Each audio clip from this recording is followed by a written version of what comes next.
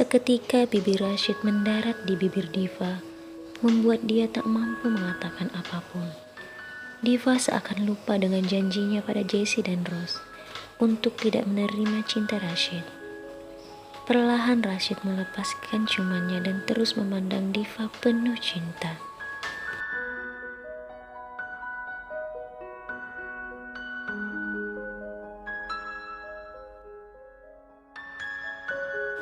Rashid kemudian memeluk Diva dan berkata, "Cinta itu buta, Diva. Dia tidak memandang siapa, apa, dan bagaimana. Itulah yang aku rasakan selama ini denganmu."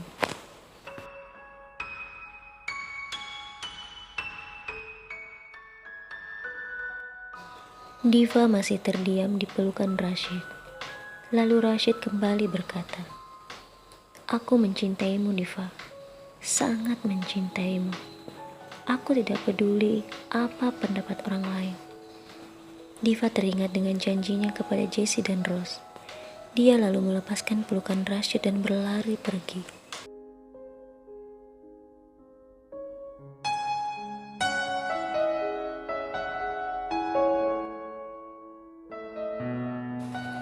Rashid berusaha menghentikan langkah Diva dengan terus memanggilnya. Namun Diva tidak menghiraukannya. Dia tetap terus berlalu pergi. Diva kembali ke dapur dan menangis di sana. Dia bingung apa yang harus dia lakukan. Di hatinya yang paling dalam, Diva sadar dia juga sangat mencintai Rashid. Namun di sisi lain, dia sangat takut dengan ancaman Jessie dan Rose karena dia tahu betul bagaimana sikap Jessie dan Rose padanya.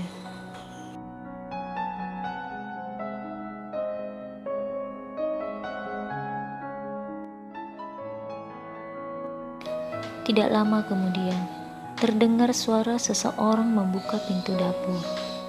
Diva nampak kaget dan teringat kejadian di malam dia terjebak seorang diri di kantor itu. Saat Diva melihat ke arah pintu itu, ternyata itu adalah Susi, sahabatnya.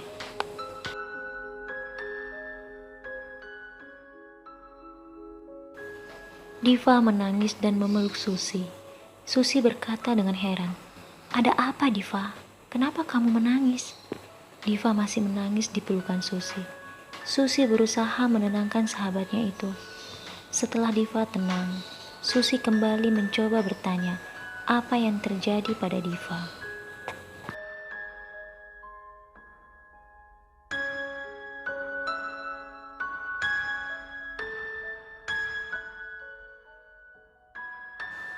Diva lalu berkata, "Pak Bos." Susi semakin penasaran. "Pak Bos kenapa, Diva?" Diva kembali berkata, "Pak Bos menciumku, Sus." Susi terperanjat karena kaget dan berkata, "Apa?" Diva mengulang kalimatnya, "Aku serius, Sus. Pak Bos menciumku."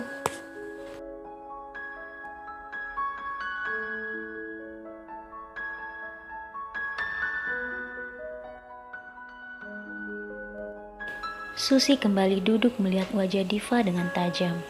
Diva lalu berkata, "Apaan sih, Sus?" Susi kembali bertanya, "Kamu serius?" Diva mengangguk. Lagi-lagi Susi menatapnya tajam. Susi lalu berkata, "Dia mencium bagian yang mana?" Diva diam tersipu malu.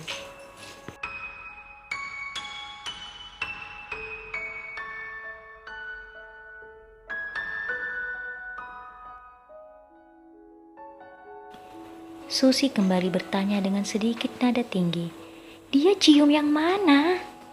Diva menunjuk bibirnya.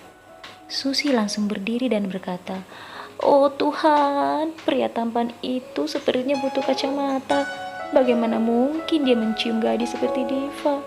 Kenapa dia tidak menciumku saja?"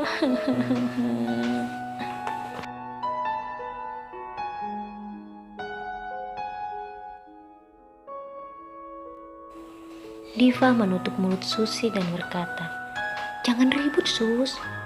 Susi lagi-lagi menatap Diva dan berkata, "Kalau Pak Bos menciummu, lalu kenapa kamu menangis? Apakah ciumannya membuat bibirmu sakit?" Lalu Diva teringat bagaimana Rashid mencium bibirnya dengan lembut.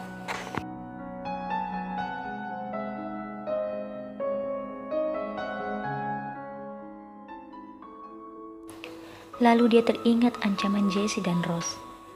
Jika Jessie dan Rose sampai tahu masalah ini, maka tamatlah aku, Sus. Susi terlihat marah dan berkata, Pak Bos sukanya sama kamu, bukan sama mereka.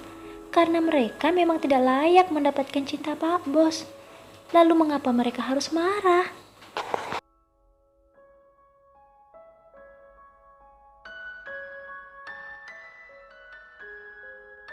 Diva tertunduk dan berkata, kamu seperti tidak tahu saja mereka seperti apa. Susi berkata, tentu aku tahu, mereka itu perempuan genit yang tidak tahu malu. Saat Susi berkata begitu, tiba-tiba Jessie dan Rose membuka pintu dengan tatapan yang penuh amarah. Tentu kedatangan mereka membuat Diva dan Susi terkejut, terutama Diva.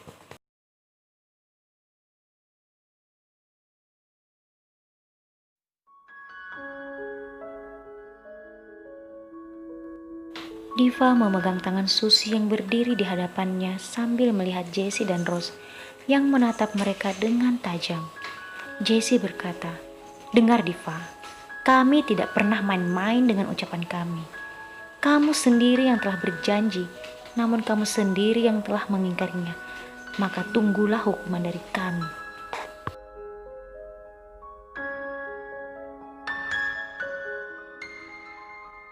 Mendengar ucapan Jessie, tentu Susi menjadi marah. Hei Jessie, kamu pikir kalian itu siapa seenaknya mengancam Diva? Kalian berbuat seenaknya kepadanya karena selama ini Diva diam kan? Mulai sekarang aku yang akan menghadapi kalian.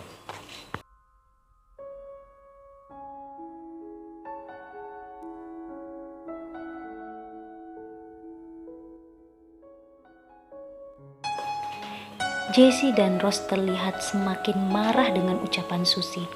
Mereka mendekati Diva dan Susi lalu berkata, wow, persahabatan yang luar biasa. Aku tahu Sus, sebenarnya kamu juga suka kan sama Pak Rashid. Tapi karena perempuan yang tidak tahu diri ini, kamu rela menahan dan menyembunyikan perasaanmu itu kan?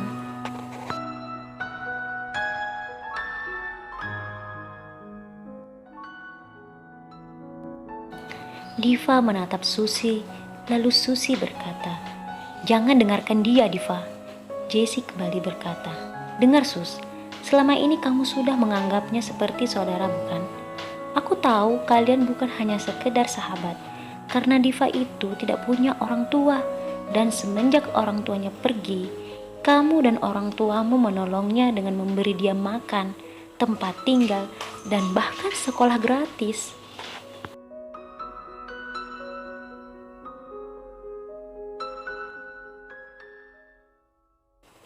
Susi berkata kepada Diva, dengar Diva, apapun yang dia katakan hanya untuk merusak hubungan kita, jangan dengarkan dia. Tetapi Jessie melanjutkan perkataannya, meski kamu dan orang tuamu sudah sangat baik padanya, tapi lihat cara dia membalas semua kebaikan kalian. Orang yang kamu cintai pun ingin dia rebut. Bukankah itu sangat egois dan tidak tahu berterima kasih?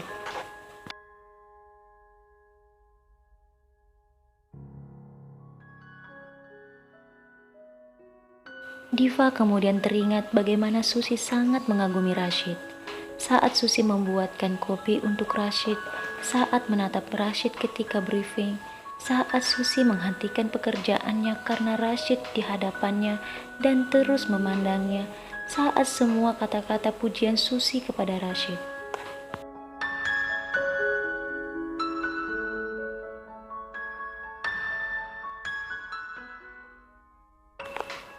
Kini Diva semakin merasa bersalah pada Susi. Apa yang dikatakan Jessie benar. Dia adalah sahabat yang tidak tahu berterima kasih. Selama ini Susi dan keluarganya begitu baik padanya. Namun apa yang dia lakukan? Diva justru merebut satu-satunya kebahagiaan Susi, yaitu Rashid, pria yang selalu dia kagumi.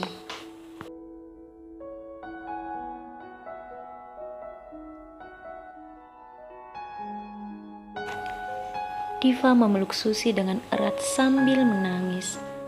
"Maafkan aku, Susi. Aku adalah sahabat terburuk di dunia ini. Bahkan aku tidak menyadari hal itu. Tolong maafkan aku." Susi pun memeluk Diva dan berkata, "Aku sudah katakan, jangan percaya dengan apa yang Jessie katakan. Dia hanya ingin persahabatan kita hancur." Diva berkata, "Tidak, Sus. Apapun yang dikatakan Jessie itu benar."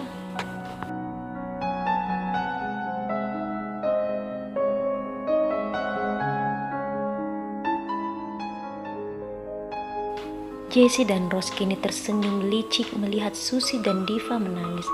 Mereka telah berhasil mempengaruhi perasaan Diva dengan ucapannya kepada Susi. Diva kemudian melepaskan pelukannya dan berlari keluar.